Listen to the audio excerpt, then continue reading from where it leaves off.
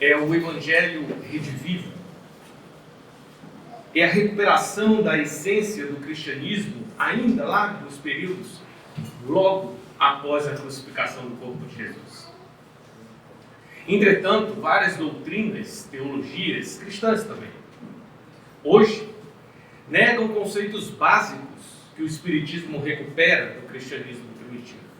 Um deles, a própria reencarnação, assim como tantos outros que se formaram dogmáticos, negando verdades que o próprio Cristo e os primeiros cristãos tinham como absolutas, que não duvidavam delas. Para vocês terem ideia, não sei se todos têm conhecimento, na formação da Igreja Católica, por exemplo, tiveram vários concílios.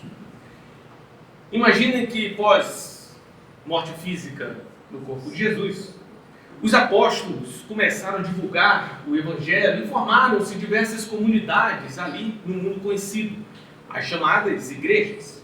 Quando lemos na Bíblia as cartas de Paulo, aquelas que foram elencadas na Bíblia que nos chegou hoje, temos diversas: Éfeso, Tessalônica, Colossos e assim por diante. Eram comunidades, assim como nós aqui hoje, que se reuniam para tentar compreender a mensagem de Jesus. Se organizavam, surgiam naturalmente suas lideranças, à época chamada de bispos ou presbíteros, sem um formato sacerdotal, institucional. Essas comunidades começavam a trocar ideias umas com as outras, e aí sentiam a necessidade de se reunirem por meio de representantes escolhidos para ouvirem uns aos outros e entenderem ou buscar entender melhor a mensagem de Jesus. Essas reuniões eram chamadas de sínodos ou concílios regionais. O primeiro que se tem notícia, embora não tenha uma data muito exata, é o chamado Concílio de Jerusalém, que aqueles que leram o livro Paulo e Estevão temos uma ideia do que estava em voga quando vimos a conversa de Tiago com Paulo. Foi daí que as comunidades se juntaram para debater alguns assuntos que eles tinham dúvidas de como o cristão deveria se portar. Um deles, que está inclusive no livro citado, é se os cristãos, ex-judeus convertidos, ou gentios que se convertessem ao cristianismo, melhor dizendo, deveriam circuncidar-se para fazerem parte do povo de Deus, para poderem servir ao Evangelho. Quando nós olhamos isso hoje, mas que coisa mais simplória. Mas à época, por ser uma cultura do mundo judaico, os cristãos ficavam na dúvida, pois a maioria deles eram convertidos judeus. Depois do debate, elucidado o pensamento de Paulo no livro, felizmente decidem que não precisa de nenhuma representação física para a pessoa fazer parte do reino de Deus. Ela deve sim dedicar-se à verdade divina e o corpo dela em si não precisa ser marcado, diferenciado desta ou daquela forma. Isso aconteceu em meados do primeiro século, dizem ali entre 50 e 55 depois de Cristo, tido como o primeiro concílio de Jerusalém. Depois vieram outros desses regionais, e podemos citar alguns para não nos alongarmos na história. Em 197, com o concílio em Roma, entre os bispos das comunidades ali próximas, começaram a debater a data da Páscoa. Pois cada comunidade comemorava a Páscoa em uma data diferente. Uns repetiam a data judaica, outros, para diferenciar, colocavam no final de semana após a Páscoa judaica. Alguns se guiavam pela lua, no calendário lunar, outros se guiavam pela posição da terra com o sol. E assim as comunidades começaram a se reunir para definir algumas boas práticas. Essa discussão da Páscoa, que começou em 197, só foi consolidar-se no Concílio de Nicéia de 325 e, pasmem, o calendário que seguimos hoje, o calendário gregoriano, que estabelece a data da Páscoa que todos nós aqui do Ocidente seguimos, apenas foi estabelecido no mundo no ano de 1582. Antes disso, igrejas, apesar de uma orientação única, comemoravam em datas diferentes. Até hoje, parte da igreja chamada ortodoxa ainda diferencia algumas datas. E assim, esses dogmas foram surgindo, ganhando força dentro das comunidades cristãs. Em 256, definiu-se que aqueles que uma vez foram excomungados da igreja não poderiam retornar a ela. Posteriormente, já depois do século 1000, isso foi revisto. O celibato apenas foi começado a discutir-se no ano de 306 dentro da igreja. Até aí, não havia necessidade do celibato. Não havia impeditivos para o casamento dos cristãos, ainda que os líderes daquelas comunidades, reforço, não havia uma estrutura institucional, um sacerdócio utilizado. Roma, o Império, começou a aproximar-se após algumas perseguições iniciadas depois do ano de 50, aproximadamente 52, também está no livro Paulo Estevão. As perseguições dos cristãos começaram intensas, mas o cristianismo foi ganhando forma, foi ganhando força nas comunidades, ao ponto do Império Romano reduzir a sua perseguição até findá-las e aproximar-se das igrejas mais proeminentes, em especial a Igreja de Roma. E com esta aproximação, começa-se a influenciar algumas decisões dentro daqueles debates religiosos, teológicos, entre as comunidades. Eis que surge um padre, digamos assim, porque na época não era esse termo, chamado Orígenes, que contrapõe uma ideia nova à época, que vinha de Alexandria, do bispo de Alexandria, e Orígenes defendia que a alma não foi criada junto com o corpo, conforme Jesus explicava. Defendia que a alma pré-existia ao corpo e, portanto, pós-existia a ele também. Defendia que a salvação viria pelo esforço individual de cada um e que todos nós seríamos salvos um dia. Qualquer semelhança com o Espiritismo não é mera coincidência, porque o Espiritismo é o evangelho redivivo, buscado do primitivo, do cristianismo primitivo. Mas o bispo de Alexandria, com a sua influência, organiza, via Império Romano, alguns sínodos, e foram, pouco a pouco, definindo as regras da teologia que formaria, pós 325, no Concílio de Nicéia, o que conhecemos hoje como a Igreja Católica Apostólica Romana. De lá surgiram, diz Emmanuel no livro A Caminho da Luz, os primeiros dogmas com força de lei. Criou-se o altar como necessidade para louvar a Deus, que até então, antes de 325, não existia nas comunidades cristãs. No Concílio de Nicéia, ainda definiu-se pela primeira vez, um debate já que perdurava alguns anos, que Jesus era Deus. Antes dele era um debate, cada igreja tinha uma ideia diferente. A tal ponto que este debate, ele prolonga-se até aproximadamente o ano de 700. E diversas ideias surgem nesses concílios, que foram cada vez mais amplos, debatendo a natureza de Jesus. Jesus, para essas reuniões dos representantes da comunidade, tornou-se Deus, mas ainda tinha discussões se ele tinha uma natureza dupla, divina e humana, se ele tinha uma vontade dupla, divina e humana. Posteriormente começaram-se a debater a presença do Espírito Santo como fazendo parte de uma suposta Santíssima Trindade, que antes de 325 não aparecera dentro dos debates das comunidades primitivas. E dessa forma fomos formando, pouco a pouco, ideias que se tornaram depois leis, regras, dogmas, definidas por homens que se reuniram em determinado momento da história para alinhar pensamentos, porém, com a presença sempre do imperador romano, que tinha a preocupação política de não quebrar o seu império no meio pelas dissidências teológicas do cristianismo nascente, que tinha uma força de congregação absurda no povo. E estes dogmas, apenas para citar alguns, antes de adentrarmos em algumas passagens bíblicas sobre reencarnação, Ário, em 319, alegou que Jesus não era Deus, mas Filho de Deus. Foi excomungado tempos depois, após algumas reuniões desses concílios. No Concílio de Constantinopla, em 381, algumas coisas ficaram definidas dentro das igrejas. Primeiro que condenou-se Apolinário, que defendia que Jesus tinha uma natureza. Ele era Deus num corpo humano. Não, você também está errado. Jesus é Deus e homem ao mesmo tempo. Não, não é. Então você está fora da igreja, você está excomungado, você não faz mais parte do povo de Deus. Em 431, condenaram o nestorianismo, que, dentre outras coisas, defendia que Maria não era mãe de Deus, mas mãe de Cristo, porque Cristo era o Filho de Deus. A partir daí, criou-se, tempos depois, uma oração conhecida por todos, que foi pegada de algumas partes bíblicas, mas a segunda parte dela vem depois desta decisão. Ave Maria, mãe de Deus. Antes disso, Ave Maria era mãe de Jesus e não de Deus. E assim diversos dogmas, como o reino de Deus não ser físico, também foi instituído em 431 no Concílio de Éfeso.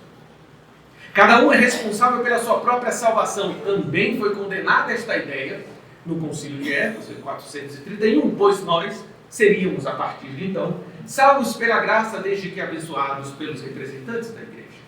E assim, diversos dogmas foram surgindo. Entre o ano de 325, no Concílio de Nicéia, até pouco mais no ano 600. Dentre estes dogmas que foram estabelecidos, e as ideias cristãs do começo foram acabando sendo adaptadas aos interesses de um império que não queria ser rachado ao meio pelas cismas religiosas de seu povo, tanto que todos os concílios eles eram subscritos, assinados pelo imperador de Roma, e não existia um único papa na igreja. Papa era chamado os líderes das comunidades. Apenas em 610 o imperador Focas encaminhou o papado formalizado como temos hoje. Em 611 assume Bonifácio III como o primeiro papa da história, oficialmente constituído e eleito pelos representantes da igreja. Entre estes conceitos, um deles foi a reencarnação. Porque no princípio, todos os cristãos eram naturalmente reencarnacionistas. Não havia dúvidas sobre este conceito. Porque exatamente isto era o que Jesus pregava a todos. Caso contrário, lembremos de na história, não poderíamos ser todos salvos. Porque sabemos que em uma única vida física há aqueles que distanciam-se completamente da ética cristã. Como todos podem ser salvos vivendo apenas uma vida física? Se a salvação vem pelos atos naturais de cada um, desde que você siga as leis de Deus, você então será salvo. Este era o pensamento do cristianismo primitivo, antes das decisões dos concílios. E para você melhorar-se o suficiente para que a sua vida seja totalmente executada de acordo com a lei divina, você vai requerer tempo. E o tempo de um corpo não dá. Todos acreditavam na vida espiritual e como o espírito volta ao corpo físico várias vezes para poder manter a única vida que possui, que é a vida espiritual e vida eterna. E quando nós conseguirmos seguir completamente as leis divinas, perderemos a capacidade de sofrer. Passarei aqui, como ilustração a este pensamento no cristianismo primitivo em relação à reencarnação, algumas passagens dos textos bíblicos, alguns do Antigo Testamento, outros do Novo Testamento, porque, como diz também Emmanuel e André Luiz em seus livros, o Velho e o Novo Testamento é como se fosse uma única revelação. Chega a dizer no livro, se eu não me engano, a Renúncia, que o Velho Testamento é o homem buscando Deus e o Novo Testamento é Deus respondendo às angústias humanas, para que todos nós conseguimos a salvação, a libertação dos nossos males, a libertação das nossas paixões que nos impedem de sermos felizes.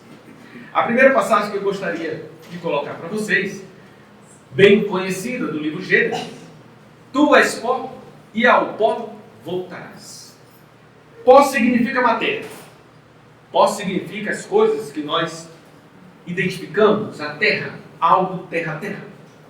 E aí está, neste entendimento, nós somos materiais.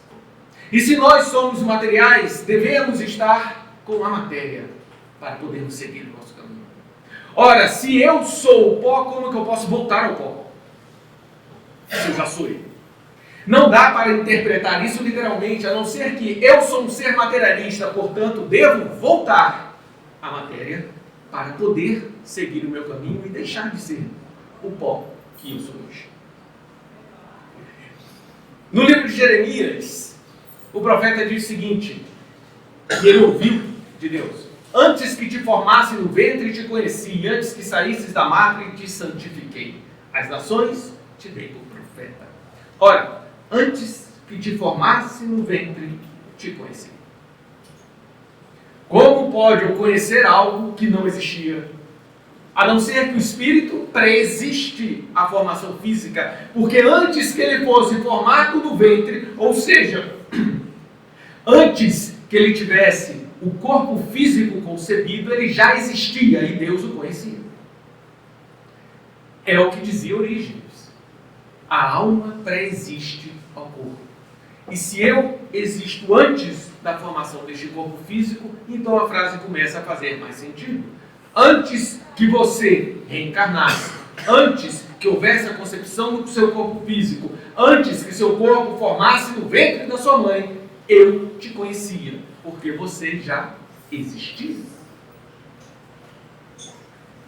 Paulo de Tarso, na segunda carta aos Coríntios: conheço um homem em Cristo que há 14 anos, se no corpo não sei, se fora do corpo não sei, Deus o sabe, foi arrebatado ao terceiro céu. Palavras dele mesmo, inclusive, citadas no livro Paulo Estevão, também, e na segunda carta aos Coríntios. E então reforçamos, veja como era tão óbvia a reencarnação e o espírito existente fora do corpo, que Paulo diz o seguinte: conheço um homem, falando de si, em Cristo, que há 14 anos, se no corpo, não sei, se fora do corpo, não sei. Se ele não sabe, é porque há a possibilidade de você sair do corpo. Se não houvesse a possibilidade de eu sair do meu corpo, ele não colocaria, que não sabe se ele subiu ao terceiro céu no corpo ou fora do corpo.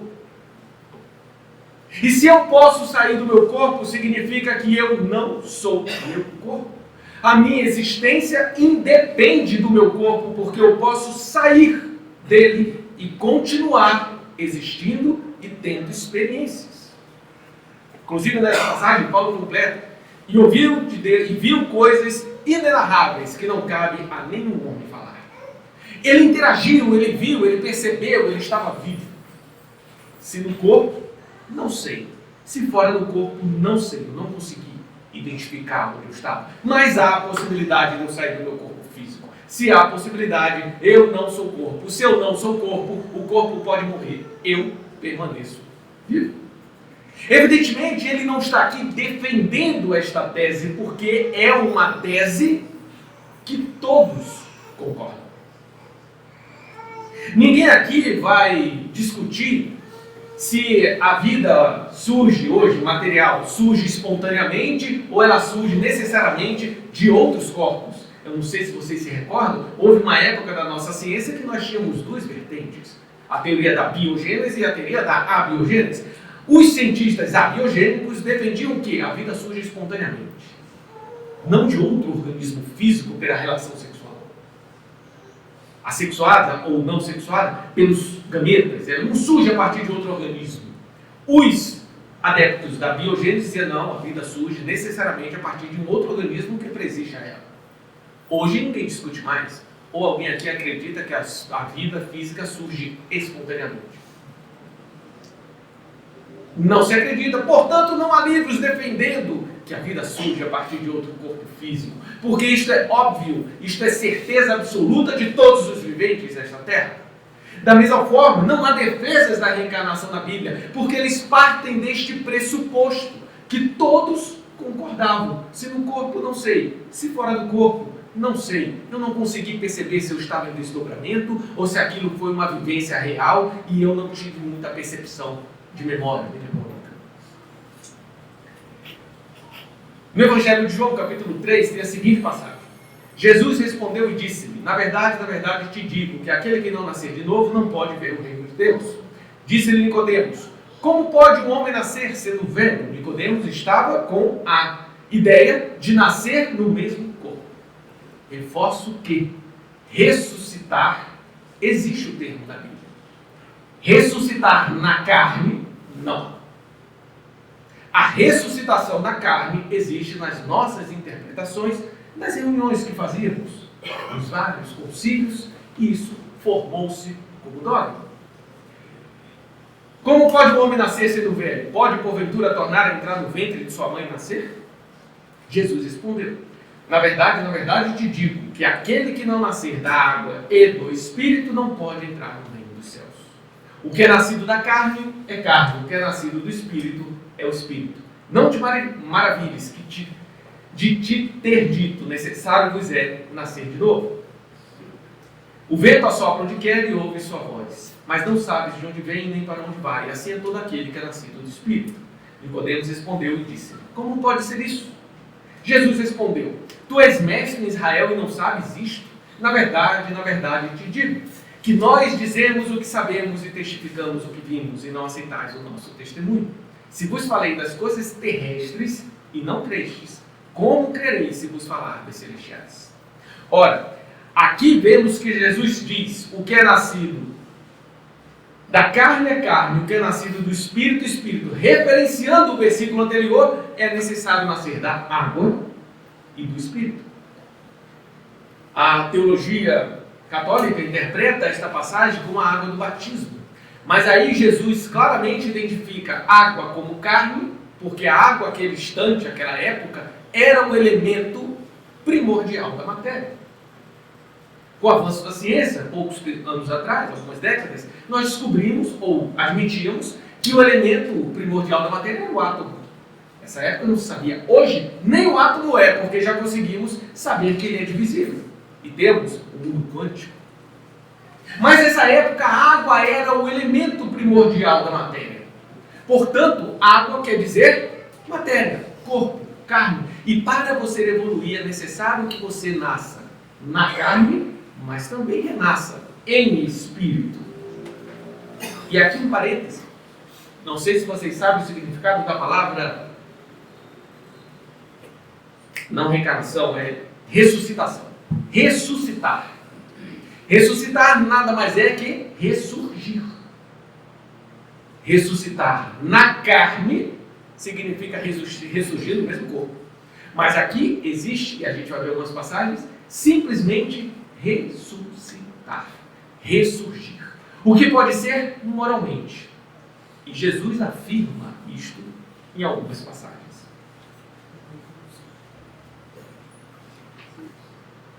Na carta de Paulo de Tarso aos Hebreus, ele diz o seguinte, e esta frase é utilizada por alguns detratores da doutrina reencarnacionista, da verdade da reencarnação que o Espiritismo traz para o mundo. E como aos homens está ordenado morrerem uma só vez, vindo depois disso o juízo. Os irmãos que não concordam com a reencarnação acham aqui prova cabal, mostrando que Paulo de Tarso disse que morreremos apenas uma vez. Por isso não pode haver reencarnação, porque morreremos uma única vez.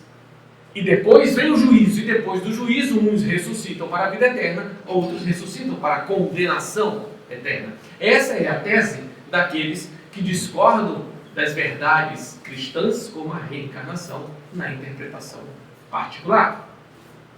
No entanto, Paulo de Tarso, o mesmo, na carta a Éfesos, diz o seguinte: e vos vivificou, estando vós mortos em ofensas e pecados. Aí eu me pergunto, se há uma só morte, para depois vir o juízo, e morte física, como que Paulo de Tarso estava falando a mortos? Porque para Paulo de Tarso existe uma única morte, e ela não é física, porque a física quem morre é o corpo e não você. Só existe uma maneira de você estar morto, é em ofensas e pecados. É a morte moral. É a única morte que existe porque você deixa de viver a vida real e passa a viver uma vida ilusória, que não existe, que você criou para si mesmo. Um mundo que jamais foi criado a não ser na sua imaginação. E para você é tão real que você age como se aquilo fosse a bandeira da sua vida. Um mundo onde você é o centro dele. E todos devem te agradar. Deus não criou este mundo. Você acha que o criou. O mundo das paixões terrenas são os objetivos da vida. Se seu objetivo está na matéria, meu irmão, desculpe lhe informar, mas um dia você desencarnará. E se seu objetivo está na beleza física, sua felicidade está pautada na saúde orgânica, você será infeliz, porque seu corpo perderá a saúde. São ilusões que nós criamos, mas se a minha vida está pautada na vida real, na vida de espírito eterno independente da matéria, eu não estou morto. Se a minha vida está pautada em coisas ilusórias, eu estou morto, porque eu não vivo a vida real. Eu vivo uma vida de ilusão que eu criei, e chegará uma hora que terei que despertar. Por isso, Paulo fala em outras cartas que nós dormimos, porque nós sonhamos uma realidade que não existe, pautada nas nossas paixões. O egoísmo, a vaidade, a intolerância, o imediatismo, os apegos das várias ordens, são mundos ilusórios que nós criamos e achamos que desta maneira seremos felizes. Ilusoriamente nós achamos que seremos felizes quando todos deixarem de me agredir. Quando eu for respeitado por todos, quando todos me tratarem com gratidão, quando todos forem afetuosos, quando todos me emanarem sentimentos positivos. Ora, Jesus recebeu isso de nós. No entanto, ele não deixou de ser feliz no Senhor. Porque a felicidade não depende do que você recebe, depende do que você doa. O que você recebe depende da vontade do outro, porque é Ele que te dá. E Deus não seria injusto o suficiente de colocar a minha felicidade nas mãos alheias. O que eu faço depende de mim. E a minha felicidade está em minhas mãos. Sinta-se feliz em ser útil e você poderá ser feliz eternamente. Porque não há uma só criatura no universo que pode te impedir de ser útil. Se não em manifestações externas da matéria, nas preces, em sentimentos, em boas vibrações, é impossível lhe impedir de ser útil, se você quiser. Aprenda a ser feliz sendo útil, e você poderá ser feliz eternamente. Por isso Jesus fala, não vim para ser servido, mas para servir. Porque se eu sou feliz servindo, sendo útil, ninguém pode me impedir de ser útil em momento nenhum, e eu vivo para a eternidade. Portanto, eu posso ser útil eternamente, e se eu sou feliz sendo útil, posso ser feliz eternamente, dependendo apenas da minha vontade. Para Paulo existe uma só morte, morte moral. E é isto que ele combate, a morte moral que pode se apoderar de nós. Viva, reviva, renasça moralmente, ressuscite. E por falar em ressurreição, Evangelho de São João. Disse-lhe Jesus, eu sou a ressurreição e a vida. Quem crê em mim, ainda que esteja morto, viverá. E todo aquele que vive e crê em mim, nunca morrerá. A interpretação é justamente clássica, ou comum, é a morte física. Mas se olharmos com a visão de Paulo, isso aqui se torna atemporal. Jesus me disse, eu sou a ressurreição e a vida. Por mim vocês ressurgirão e começarão a viver de verdade. Porque as ilusões que vocês criaram não é vida.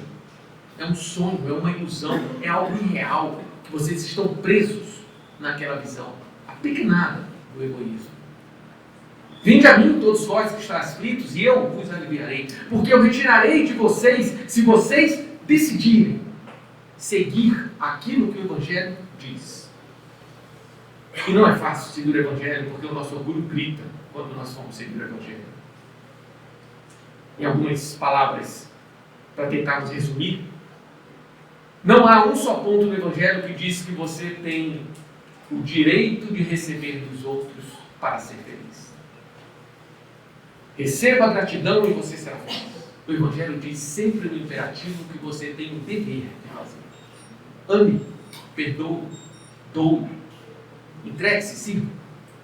É sempre você fazendo para você ser feliz.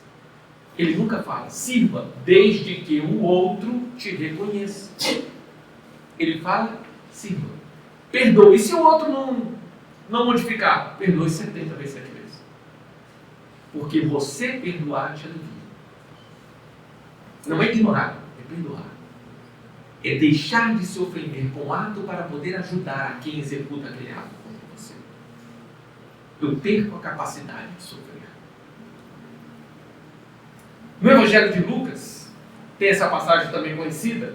O tetrarca Herodes ouviu todas as coisas que por ele foram feitas, Jesus, e estava em dúvida, porque diziam alguns do povo, o que eles estão dizendo quem é Jesus? O pessoal lá fora está dizendo, alguns dizem que João ressuscitou em Jesus. Jesus é a ressuscitação de João. Outros dizem que é Elias, não João. Ou outros que alguns dos profetas antigos haviam ressuscitado. Ora, o povo acreditava que estes profetas poderiam voltar à vida e ressurgir, ainda que materialmente, porém, não no mesmo corpo. Porque claramente Jesus era um outro corpo, uma outra identidade, que não era Elias, que não era João, que não era Jeremias, que não era nenhum dos profetas antigos. Aqui ressaltamos que Herodes pergunta: o que eles estão falando? Quem é esse Jesus? O que o povo diz? Jesus é a reencarnação de alguns profetas. Esse era um debate comum entre os cristãos. Evidentemente, Jesus é muito maior que os profetas, e a gente vai ver uma passagem que Pedro reconhece isso. Mas para o povo comum, o debate era esse. Para trazer para o nosso meio espírita, alguns não debatem que Chico Xavier é a reencarnação desse ou daquele espírito anterior a ele. E aí, irmão, se Chico Xavier quisesse que a gente soubesse que ele era a reencarnação de quem, ele teria dito, tá? O que importa é a mensagem moral que Jesus passou, que Chico passou. É o Jesus que ele nos apresentou, é o Evangelho que ele nos apresentou. Tal como André Luiz, na introdução do livro Nosso Lar, fala: não procurem saber minha identidade, foquem na mensagem. O que é que a gente fez? Porque a curiosidade de você saber a identidade anterior da reencarnação não muda a sua vida. Se você absorver a mensagem moral dos livros de André Luiz, muda a sua vida. E o foco de Jesus é mudar a nossa vida para que nós ressuscitemos em Cristo. Ressurjamos para a vida. Eu sou o caminho, a verdade e a vida. Venham pelo meu Evangelho, sigam o que eu estou te dizendo, porque eu falo das coisas que eu vivo, que eu vejo. Mas se vocês não acreditam nem nas coisas da terra, como quereis compreender nas coisas do céu? E uma reencarnação é coisa da terra, é tão óbvio como que você não consegue conceber isso? Falando ali a excepcionalidade de Nicodemos. Mas o povo cria que eu posso voltar à carne, porque tu és pó e ao pó voltarás. Mas não é a mesma carne. Porque João pode voltar como Jesus na ignorância do povo. Elias, será que Jesus é Elias reencarnado? Será que Jesus é João reencarnado? É algum profeta antigo reencarnado? Lá no Evangelho de Lucas, tem essa passagem aqui. Aconteceu que, estando ele só, orando, estavam com ele os discípulos. E Jesus perguntou aos discípulos: quem dizem, ou diz, que a multidão que eu sou? Jesus, mesma dúvida de Herodes, só que Jesus foi agora ensinar os discípulos. E ele perguntou: o que a população, o que os cristãos, os judeus, estão falando que eu sou? E respondendo eles, disseram: João Batista, outros Elias e outros, que um dos antigos profetas ressuscitou. Você é a reencarnação de algum espírito de alta estirpe do passado, algum enviado de Deus do passado que veio e já apareceu a nós, só que evidentemente em outro corpo. Naturalmente, o processo reencarnatório. E aí Jesus pergunta: e vós, quem dizeis que eu sou? Respondendo, Pedro disse: o Cristo de Deus. E essa passagem é bem profunda, porque Pedro tinha consciência que Jesus não poderia ser reencarnação de nenhum de nós, porque ele está muito acima de qualquer um de nós. 200, 300, 1000, 2000 anos não dá para nós alcançarmos o nível de Jesus. Ele é o Cristo de Deus, um ser perfeito, sem erros, sem máculas, que veio ao mundo para nos passar a mensagem pura de alguém que não tem a capacidade de errar. Não pode ser a encarnação do melhor dos homens, porque ele está em plena conexão com a divindade. O povo, nós, especulávamos quem era Jesus. Pedro sabia que ele não podia ser nenhuma encarnação, por melhor que o Espírito fosse, porque ele é moralmente perfeito e nós não somos por melhor que possamos ser. E em 2000 anos, 5000 anos, não conseguiremos ser perfeitos. Ainda. Vai demorar um bocadinho mais, mas todo mundo chega lá. Carta aos Colossenses. Sepultados com ele no batismo. Presta atenção, ele está conversando com os colossenses que foram batizados ali, seguindo o rito que João Batista estabeleceu. Sepultados com ele no batismo, nele também ressuscitastes pela fé no poder de Deus, que o ressuscitou dentre os mortos. E quando vós estáveis mortos nos pecados e na incircuncisão da vossa carne, vos vivificou juntamente com ele, perdoando-vos todas as ofensas. Ora, Paulo diz: sepultados com ele no batismo, o homem velho deixa de existir. Quando você assume essa representatividade do batismo, eu assumo minha decisão a partir de hoje de seguir Cristo e assumo para todos verem. E a partir de hoje, o meu norte é diferente do norte de ontem.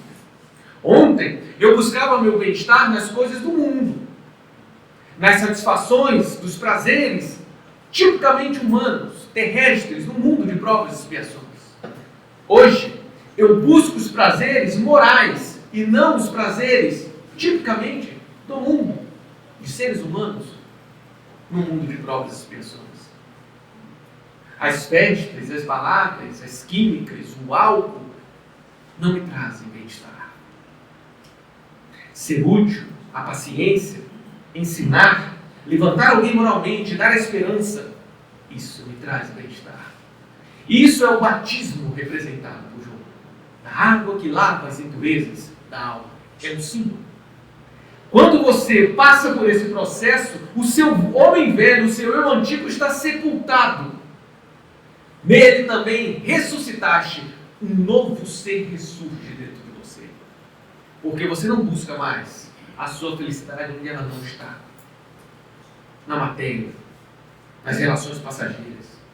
Você busca a felicidade onde ela está, na moral, na relação eterna com Deus. E ele ainda completa: quando vós estáveis mortos no pecado, Jesus falando, Paulo falando. De novo ele está falando, vocês estavam mortos. E agora estão ressuscitados. Ora, se a morte fosse a física e a ressuscitação apenas acontecesse após o juízo final, esta palavra de Paulo não faria o menor sentido. Porque ele está falando a ex-mortos. Agora, se eu identifico isso como a morte moral, passa a fazer sentido. Antigamente, você se entregava às paixões inferiores, aos teus desejos inferiores, buscando a felicidade onde ela não existia, e por isso se decepcionava e sofria rotineiramente, porque acreditava que a sua felicidade dependia do ambiente externo. E lembra que o corpo é o ambiente externo. O corpo não é você, o corpo é um ambiente externo a você. Portanto, o corpo pode estar doente e ainda assim eu estar feliz e equilibrado, porque o corpo é o ambiente externo. Se eu enxergo como morte moral, quando eu mudo, viro a chave e realmente compreendo os benefícios do Evangelho, que depende o meu equilíbrio apenas de como eu recebo o ambiente externo.